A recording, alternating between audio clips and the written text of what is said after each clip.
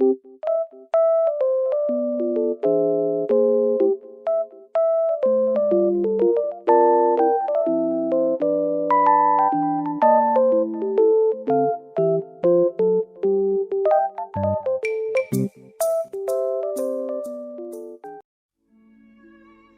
la Basílica de San Paolo fuori le mura, durante el octavo día de plegarias por la unidad cristiana, Juan XXIII anunció el concilio al mundo.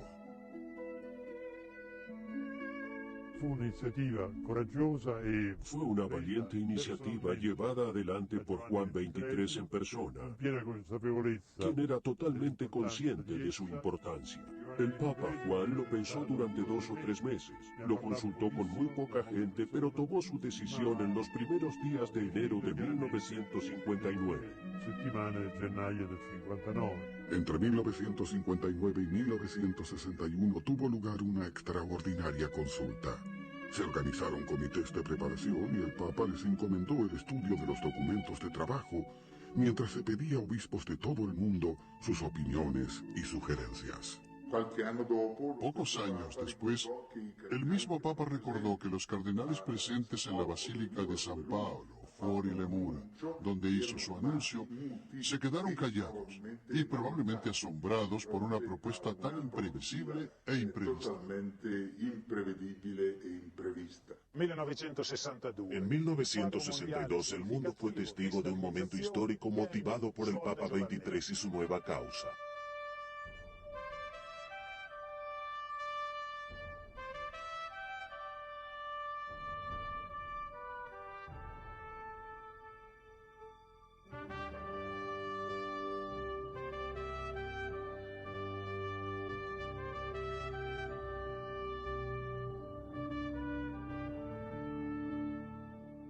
El concilio se inauguró y de golpe se convirtió en un acontecimiento enorme. La iglesia entera quería participar, no solo el Papa, sino toda la iglesia.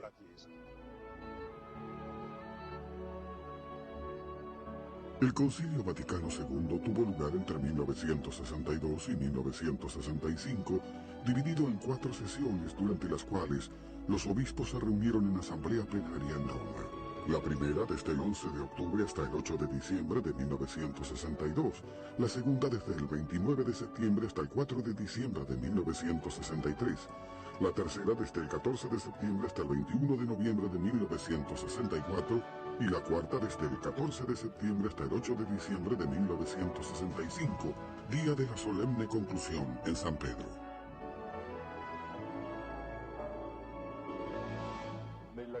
Bajo la mirada de San Pedro se inauguró el Concilio Ecuménico Vaticano II. 3.000 obispos llegados hasta Roma desde todo el mundo se reúnen en la Santa Sede.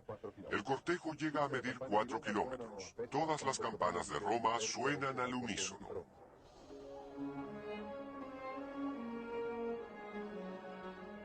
En la mañana del 11 de octubre de 1962, una impactante asamblea de aproximadamente 2.200 obispos de todo el mundo se reunió en la Basílica de San Pedro.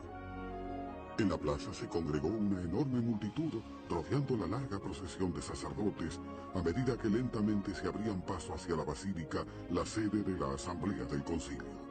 Estaban también presentes delegados e invitados de la Sectaria para la Unidad Cristiana, representante de misiones diplomáticas y miles de invitados especiales.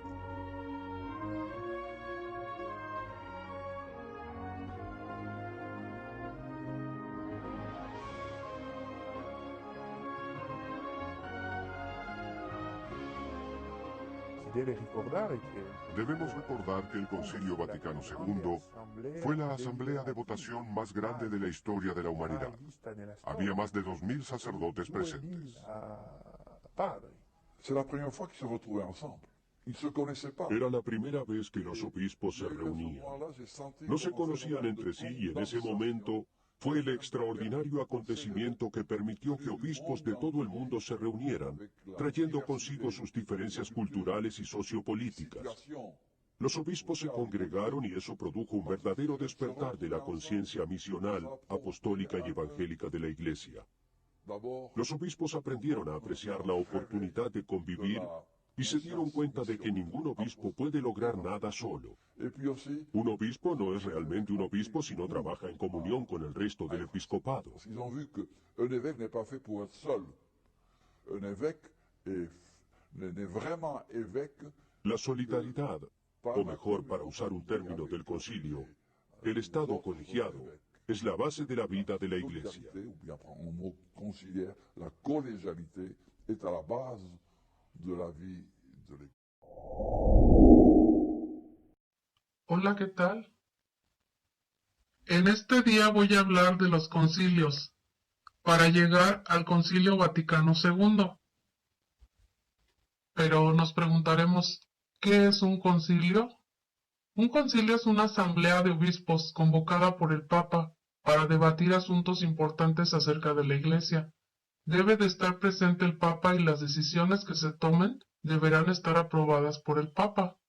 Vamos a ver cuándo fue el primer concilio. Pedro en el año 50 convocó a un concilio. No se cuenta el de los apóstoles en Jerusalén. Entonces, en total han sido 21 concilios ecuménicos. Vamos a empezar con el primero, que fue primer concilio de Nicea, en el año 325, convocado por el Papa Silvestre y ejecutado bajo el poder del emperador Constantino.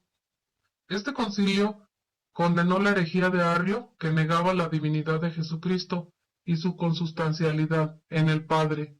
Formuló el símbolo de Niceo, el símbolo niceto o símbolo de Nicea.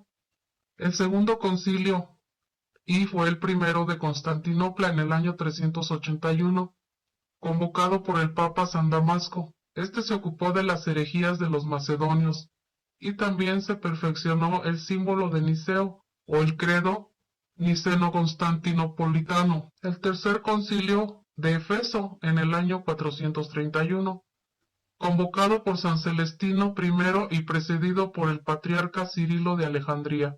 En este concilio se condenó la herejía de cristológica y mariológica de Nestorio y proclamó la maternidad divina de María, la Teotocos.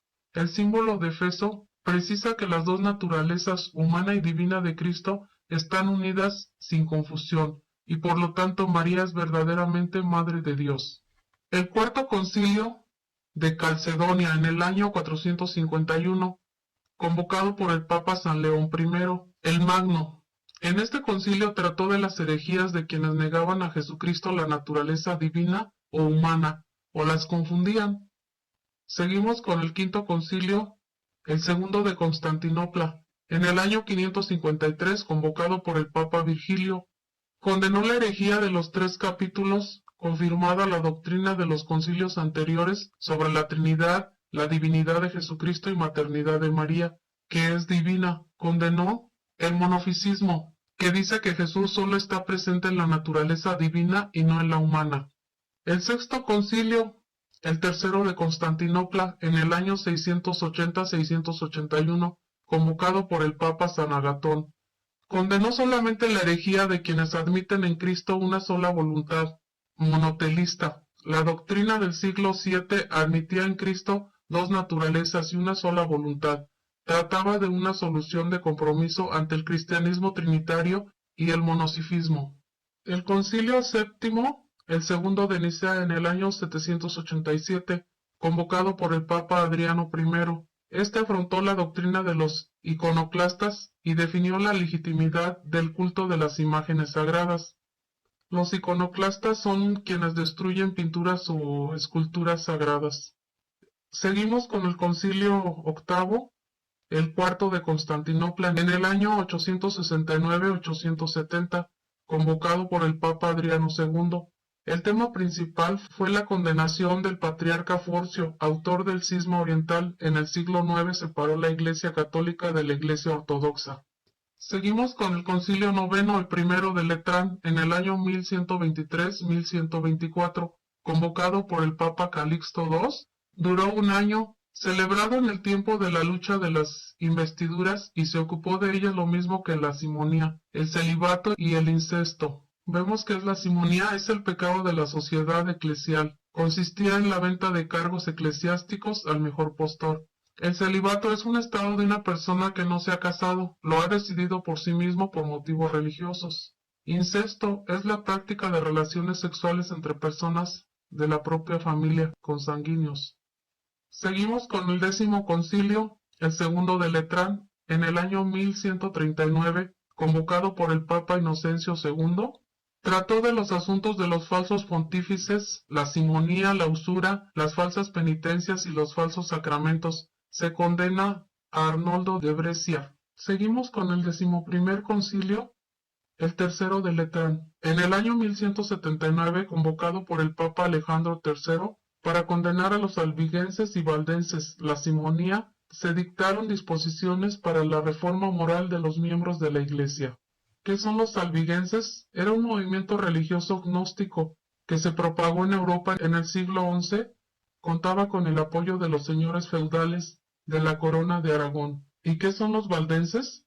Surge con el movimiento de los pobres de León en el siglo XII, con la predicación de Pedro Baldo. Es actualmente considerado como la iglesia protestante al que se unió en el siglo XVI. Continuamos con el concilio XII, el concilio IV de Letrán, en el año 1215, convocado por el Papa Inocencio III. Condena varias herejías de los albigenses y de los valdenses, y del abad Joaquín de Fiori, y se elaboró un credo más extenso. ¿Quién era Joaquín Fiore? Inició un movimiento llamado Joaquinitas, movimiento heterodoxo, decía que podía precedir el futuro y que profetizaría el fin del mundo. El 13º Concilio de León I, en 1245, convocado por el Papa Inocencio IV, y se abordan problemas morales y disciplinares de la Iglesia. Se convocó a una cruzada encabezada por el rey Luis IX de Francia. Este asistió al concilio. 14. El Concilio II de León, en 1274, convocado por el Papa Gregorio X, se consiguió una breve unión entre la Iglesia de Oriente que se había separado. Con el Cisma de Oriente se promulgaron normas y para la elección del Papa expresa la doctrina católica que habla sobre el Espíritu Santo que procede del Padre y del Hijo.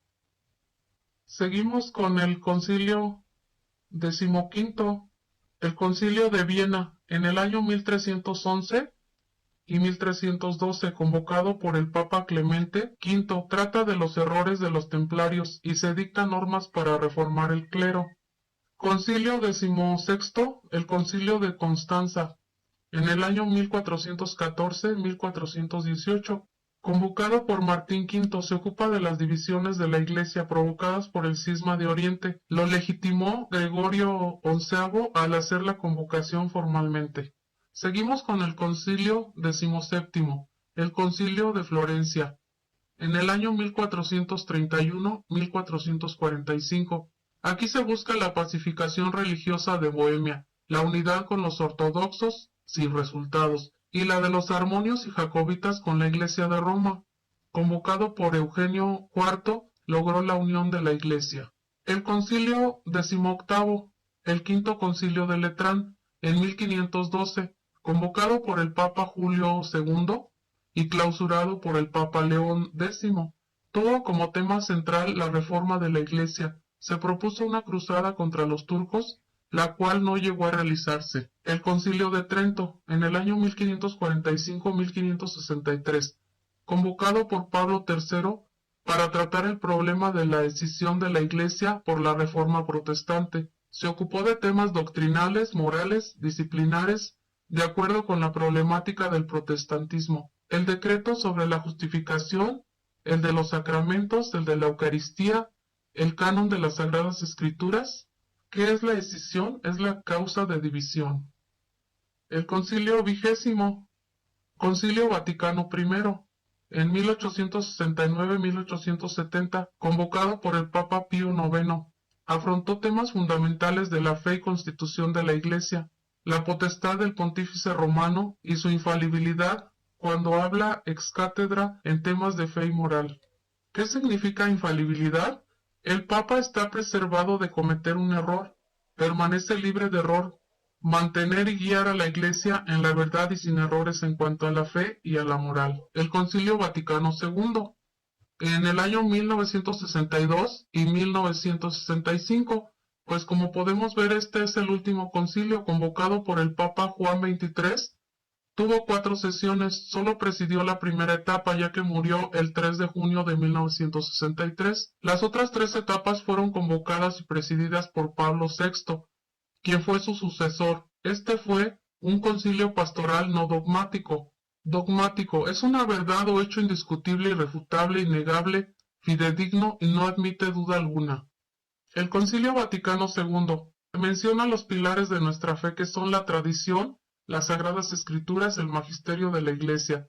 El 11 de octubre de 1962 se inaugura el Concilio Vaticano II con una locución o discurso Gaudet Mater Ecclesia, convocado por el Papa Juan XXIII en el año 1881-1963. Este Papa fue llamado el Papa Bueno. En la Iglesia antigua durante los siglos pasados el Papa era considerado como un rey. Se consideraba de los ricos, de la ilustración y tecnología, constructores, riqueza y pobreza. Sobre todo era difícil para los pobres, ya que no se les tomaba en cuenta. Es cuando la Iglesia empieza a decir aggiornamenta. Esto quiere decir ponerse al día con los problemas que aquejan a la sociedad de la época.